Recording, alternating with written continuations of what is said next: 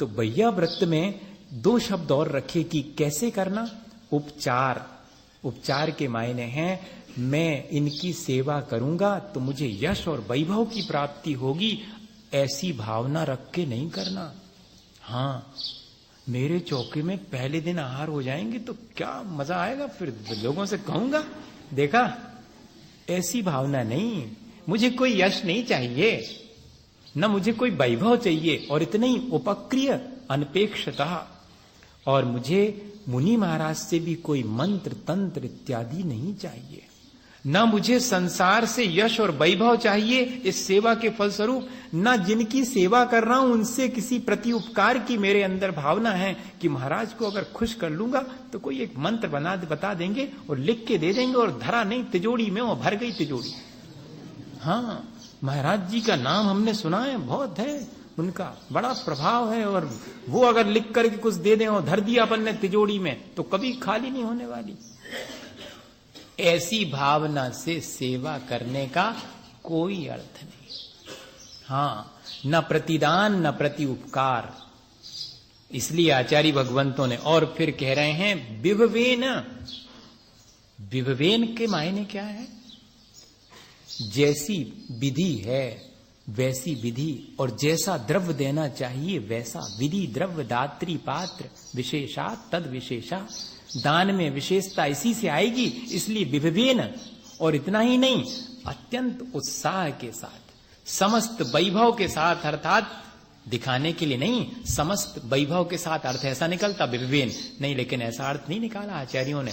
विभवेन अर्थात अपने उत्साह के साथ, अपने पूरे परिवार के साथ मैं दान की प्रक्रिया में शामिल हूं। और इतना ही नहीं, मैं जैसी विधि है, जैसा द्रव्य देना चाहिए वैसा मैं दूंगा। ये इतनी बातें भैया वृत्ति में शावक को ध्यान रखने की हैं। एक व्यक्ति नैनागिर में आए, हम उस समय छुटलक बने ही बने थे, हमको कितना महीने भर भी नहीं हुआ होगा, और उनने पैर दबाए। रात का समय था, खूब देर तक वो दबाते रहे। अब हमने सोचा, 2-3 बार हमने हाथ से ऐसा किया कि बस मतलब, लेकिन वो और दबाते रहे। अब कोई बात नहीं, हमने कहा ठीक है कर लो, थोड़ी देर तो शांति मिली, फिर तो अशांति ही हो गई। कई बार ऐसा हो जाता कि ज्यादा दब जाए तो प्राण और लगे, पहले दर्द नहीं हो रहा था और दबने से दर्द होने लगे, लेकिन अब झेलो, उसको भी सहन करना पड़ेगा है। अब दूसरे दिन अच्छा, और पैर ज्यादा दब गए तो थकान सी आ गई, थकान आ गई तो निद्रा का भाव होने लगा। हाँ, दूसरे दिन जब वो आए तो हमने उनको इतना ही कहा। आज भी वो उस चीज को ध्यान रखते हैं, और वास्तव में ध्यान रखना चाहिए। भैया वृत्ति के मायने ये नहीं है कि मैं महाराज की ऐसी सेवा कर दूं जिससे महाराज को आराम लग जाए और वे सो जाएं। भैया वृत्ति के मायने ये है कि वे 2 माला और ज्यादा फेर सकें, आधे घंटे और धर्म ध्यान कर सकें, ऐसी सेवा कर दो। थक गए होंगे धर्म ध्यान करते करते, सुबेरे से माला फेर रहे हैं, थोड़े पैर दबा दो जिससे कि और ज्यादा उनको सुविधा हो जाए। ये है विभवेन का अर्थ। विभवेन के मायने है जैसी विधि, जैसा द्रव्य, जैसी सेवा की प्रक्रिया है जिससे कि सामने वाले का भी धर्म बढ़े। ऐसा ना हो कि वो और धर्म से विमुख हो जावे। महाराज को जो है बार बार आवश्यकता पड़ती है, अब वो नहीं कहते, गड़बड़ हो जाए, नहीं तो कोई समझेगा कि किसी दूसरे महाराज को क्रिटिसाइज कर रहे हैं। मैं तो बचना चाहता हूँ, कान पकड़ लेता हूँ, फौरन नहीं कहूंगा, अब वो मुंह में आने वाला था। ऐसी सेवा नहीं करना, इससे आप समझ लो कोई भी चीज हो अपन उसको दूसरी तरह ले लें। कैसे कि आप रोज रोज आप अगर हाथ पर रसगुल्ला रखोगे, सपोज करो, गरिष्ठ चीजें रोज रोज, एक आध दिन अपने यहां बनती हैं जब पावन का दिन होता है, और महाराज जी तो रोज ही अतिथि हैं, महाराज तो रोज ही मेहमान हैं, जिसके घर में जाएंगे उसके यहाँ मेहमान है। और रोज अगर लुचई खान लगे, लुचई कहते बुंदेलखंड में पुड़ी को रोज अगर पुड़ी और मिष्ठान के भोजन होने लगे तो क्या स्थिति बनेगी? धर्म नहीं हो पाएगा। इसलिए शावक विवेक रखता है इस बात का कि मेरा द्रव्य इस तरह का मुझे देना है जिससे कि उनकी साधना और तपस्या बढ़े, मुझे जिद करके उनको ऐसी कोई चीज नहीं देनी जिससे वो अस्वस्थ हो जाएं या उनकी साधना में बाधा आ जावे। इतनी सावधानी रख, इसको कहते विभवेन।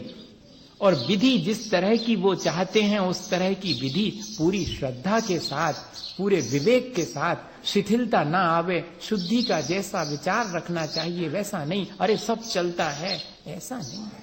मैं अपनी तरफ से तो पूरी शुद्धि रखूं, मैं जैसी विधि है वैसा करूं। आहार की भी शुद्धि।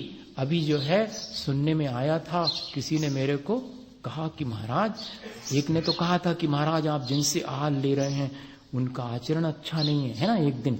और एक और आया हमारे पास, महाराज चौकों में मर्यादा नहीं रहती। देखो, मतलब मैंने उसका अर्थ लगा लिया कि वो ये चाह रहे हैं कि किसी भी तरह से संकलेश तो हो ही नहीं रहो। हमने तो यही अर्थ लगाया, लेकिन फिर भी हम कहेंगे कि ये श्रावक का विवेक है कि वो अपनी मर्यादा का जो भी द्रव्य है वो सब मर्यादा पूर्वक ही देवे। जैसी साधु के योग मर्यादा है उसका ध्यान रखे। हम तो सबसे अच्छा ये मानते हैं कि हमें तो महाराज को आहार दान देना है, तो मैं तो जब तक महाराज के आहार दान दूं तब तक स्वयं भी शुद्ध भोजन करने का नियम। कितना बढ़िया हो गया। हमारा स्वयं भी जब तक महाराज को आहार नहीं दे दूंगा, मतलब जब तक महाराज के आहार नहीं हो जाएंगे तब तक मेरा भी शुद्ध भोजन का नियम। इस तरह से मैं स्वयं भी जब शुद्ध भोजन करूंगा तो महाराज के लिए तो अपने आप ही शुद्ध हो ही जाएगा। इस तरह ये सब चीजें बैया व्रत में शामिल हैं।